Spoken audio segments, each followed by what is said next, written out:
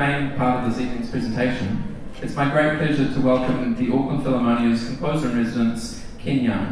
Not only has he been an accomplished tuba player and composer, but also an in-demand conductor, music writer, lecturer, broadcaster, and generally useful music person.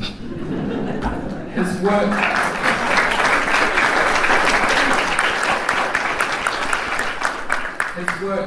Invocation, opens tonight's program. Ken, could you start by giving us a bit of a preview? What can we expect to hear? Who or what are you invoking? No, it's a general invoking. The piece begins, I can tell you what you are going to hear tonight, which is something you normally wouldn't at an orchestral concert.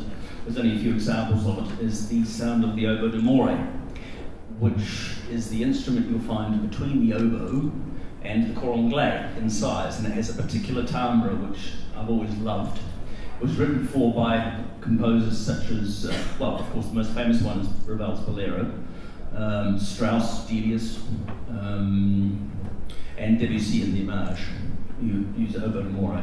But I've given it rather a splendid role in this particular piece. It opens with a long solo, I guess it's solo.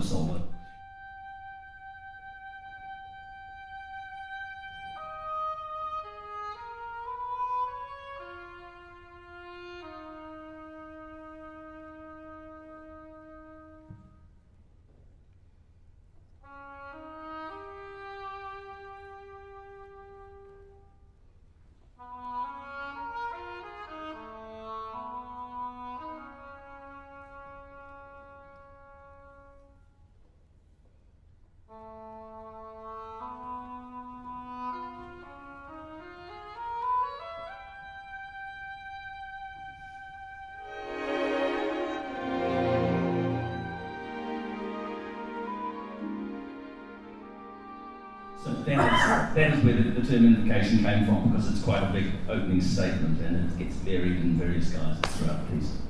Is that the inner orchestrational geek in you, wanting to use the oboe d'amore? Absolutely.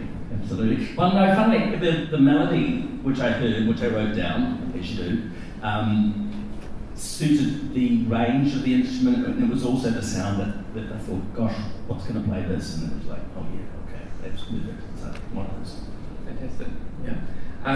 And what sort of, are there any kind of extra musical influences on this piece? It's a purely musically abstract. The first idea was, I'm thinking, call it fantasy, because it was just like me having fun with an orchestra, within a formal framework, of course, but then the invocation then came as a much better pleasure. You were saying earlier that the conductor's been fabulous to work with. Can you tell a bit about him? Gosh, a very young composer, not young, but a very composer had the kind of work coming from the person leading their work that Carlos has given me in the last 2 days. We'd have a lot of very happy composers around, because he's been we had a nice meeting yesterday, we had a very good chat before the rehearsal yesterday, and his score was marked up brilliantly, and he found out I was conductor, so that sort of interested him a bit too. So we had a really good chat on things interpretation-wise. But in rehearsal, he's very amenable to any suggestions I might have and any corrections I wanted to make, which were only one or two. We only had to fix a couple of things. He pretty much had it under control. But then he wanted to talk about it afterwards. He wanted to talk about it again this morning. Even in dress rehearsal, he rehearsed things that I hadn't even asked him to do, which he considered. And so the performance you'll actually hear tonight is going to be very accomplished, and certainly one of the finest first performances of anything I've ever had, simply because of the work and effort he's put in and the sound he's managed to get out of the orchestra, and the APO as usual, their usual amenable, brilliant self, quickly sort of grasping on to the essence of the piece and performing it really well. I imagine that you being a conductor sort of facilitates that relationship a bit. It's not often that you get a composer who's also a conductor who gets to work with a conductor. I guess it's sort of a natural... It's nice actually, because there's nothing more terrifying than conducting your own work. I don't want to talk about this up too much, but I premiered my third symphony in Christchurch 3 weeks ago with the Christchurch Symphony Orchestra and also brass. It's a piece for brass band and orchestra. And it's a 35-minute piece. And so the first rehearsal, you're standing up there. And of course you have to do your work as a conductor. But at the same time, you're hearing it for the first time, so you're listening for all the, oh gosh, that, I need to change that dynamic, oh gosh, so your mind's going a million miles an hour compositionally, but at the same time, you have to put the beat down in the right place and cue people and change tempi and do all that conductor stuff. So it's terrifying. So it's really nice to be sitting out here just watching Carlos do all the work, and I can just sit and listen. Yeah, it's cool. Yeah. So you prefer to be sort of slightly detached from performance of your own compositions? No, I was going to be in charge of the symphony, I have to say. Right, That's okay. a big piece. I didn't have much rehearsal time. I didn't have much rehearsal time, so it's probably best that I did it. Well, you know it best, right? Yeah. When you're actually composing, do you ever think as a conductor or vice versa? Oh, I'm very much aware of, okay, so you've got a new piece, and you know you've only got a certain amount of rehearsal time, so you want everything to be just so. There's nothing worse, as you would yourself would appreciate, having mistakes in the parts and the score for starters. That wastes rehearsal time, valuable rehearsal time you haven't got much of. Plus, if you're presenting the conductor really, really difficult problems to surmount, then you're also wasting valuable rehearsal time. So as a conductor, I do approach it, I mean, it's got to be clean, the tempo relationships have to be obvious. As much of the dynamic layering has to be in place. Obviously you're going to change a few things in the rehearsal, but I'm thinking about, okay, if this was me conducting this, but it works the other way around. When I'm studying scores as a conductor, I'm looking at it from a composer's point of view. It's like, what is this person trying to achieve with this particular piece? So it's good. How do we have both hats all the time? Yeah, we're lucky to have you, Ken. Very kind. I was talking earlier a little bit about musical conservatism and a label that might get attached to you as a conservative or romantic composer. How would you respond to that? Oh. What does it mean? In the sense that conservatives is looking to the past in terms of musical aesthetic. So you don't mean as a romantic, if I was going to be labelled romantic, does that make my music more approachable, perhaps? Not necessarily. I think it's more of an aesthetic. Yeah. It's a cryptic moniker if you think about it, isn't it? Really. Yes, but I mean, for me it would be. Do you think of yourself as a romantic? You know, Alex McLeod would consider himself a romantic, yet your music and my music differs. Absolutely, yeah. And I guess for me, the idea of being a romantic is just a sort of personal, expressive thing. Whereas for you, maybe you don't like that term. Oh, no, it doesn't worry me at all. No, I'm a tune. I like a good tune, me. So I'm the lyricist. Yeah, that's what I do. You've said Debussy's your sort of number one, main man. Yeah, the god of composition for you. Surely you can't help but be by nature. Yeah, but if you think about Debussy in his day, he wasn't regarded as a romantic or a lyricist or anything like that. Far from it. But now in this context, maybe it's quite different, isn't it? Maybe. I also think that listeners are listeners, and if you put 10 people in the room, they're going to have 10 different experiences. One person's romantic. One person would regard some music that I write as sounding romantic. The next person listening to the same piece might find it sort of, unbearable atonal cacophony.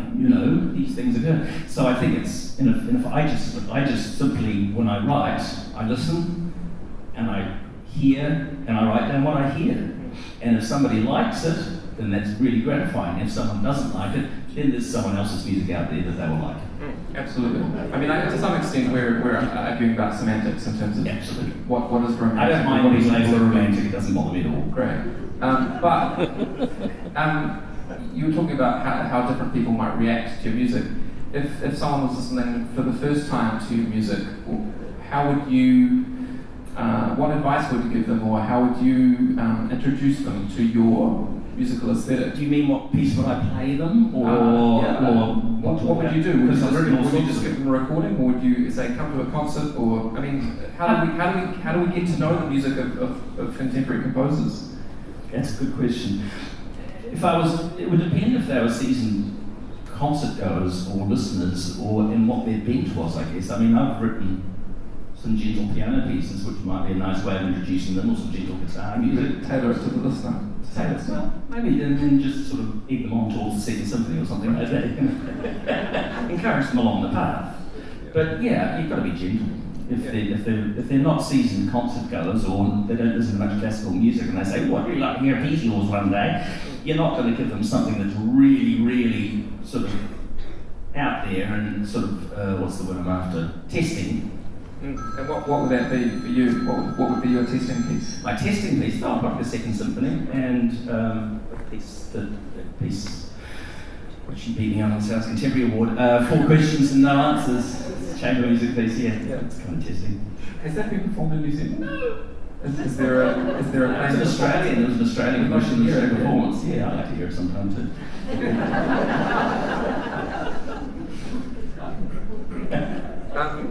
You're a writer of symphonies. You mentioned your symphony number 2. Why would you write a symphony in the 21st century? Why not? Are you satisfied with that answer? I can go further if you want. How long have you got?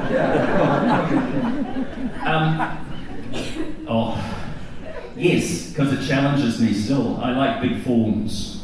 And if I think about the history of music in, say, Central Europe, France, and places like that in the 19th century, not many symphonies were being written in the 19th century, you know, in Saint-Saëns, people like that.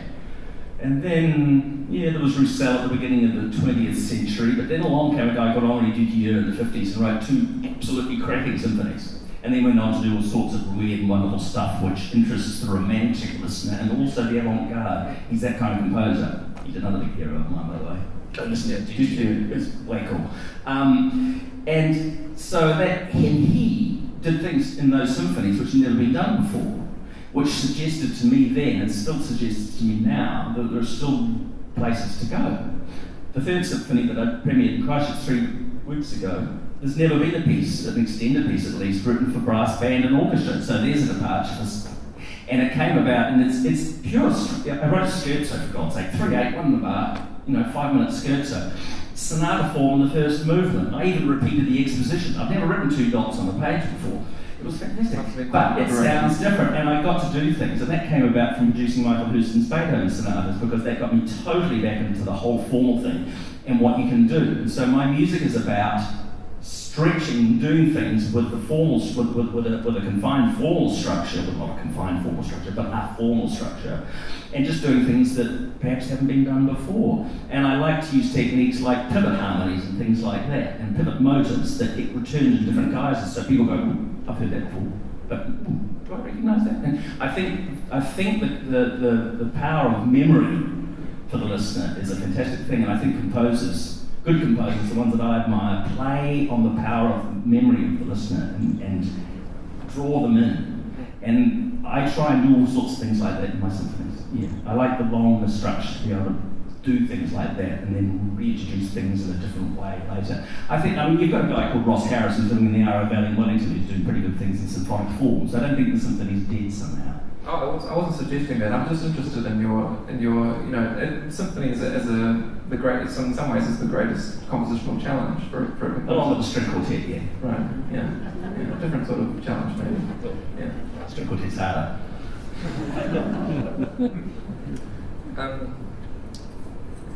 You're a great supporter of New Zealand music. Do you think we're doing enough as a community to share and support our music? We're doing a lot, and I don't think you could ever do enough. I mean, would you ever want to do enough, or wouldn't you want to always seek more? What concerns me more about is not what the community is doing, because I think communities like this one, which support this orchestra amazingly, I'm just putting in a political plug here, but it's true. It's true. The APO is a fantastic fraternity. I've had a lot of experience of it. It's extraordinary what happens up here.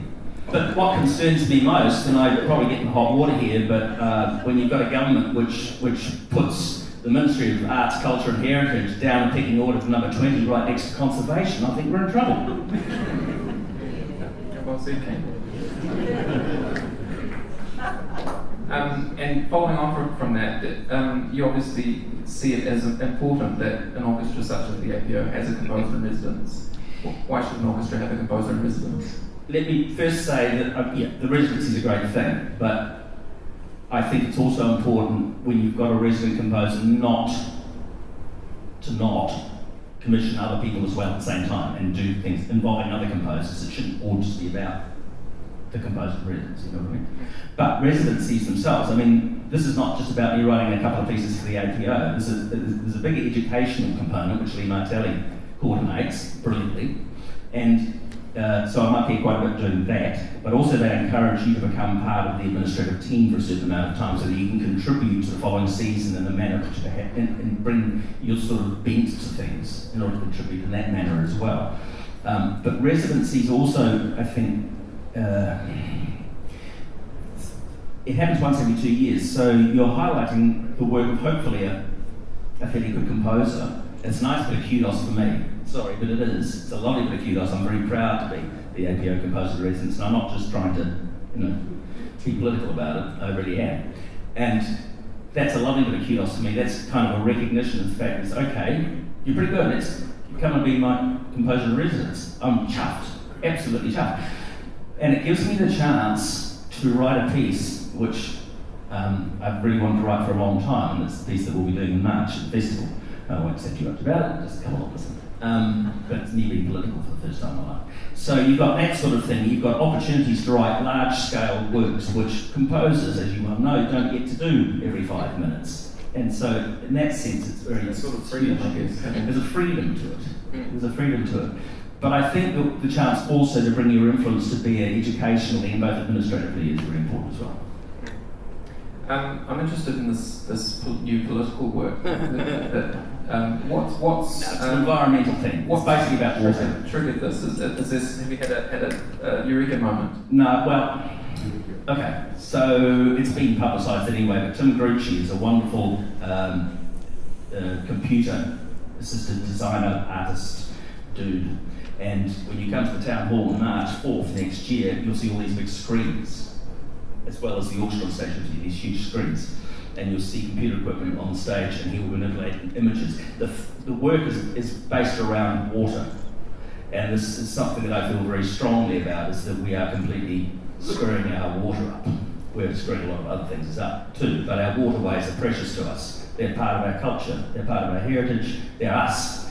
And really, it's a shame what's happened. Well, it's not a shame, it's ridiculous what's happened to our waterways. And so I've found all these texts. I've been reading these texts for some time, but texts all the way from Buddha through to the present day, taking on Shakespeare, Wordsworth, and various other people as well. I'm setting all these different texts simply around the theme of water. It's a fascinating exercise for me, and it provides Tim with a framework, if you like, to present his images around as well. There's some good texts which I'm having fun setting, shall we say. Yeah, it sounds like a potentially very powerful, large work. Yeah, I'm looking forward to it. I'm enjoying writing it. Great. Is there anything else you want to talk about, Ken? Any games coming up you want to play? I want to know where you buy shirts. This is a strangely normal Ponsonby Road. There we go.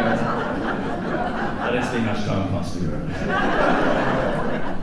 It's far too upmarket for me. I'm just a poor composer. Yeah, this was a birthday present for myself. I don't know much about Ponsonby Road, but anyway.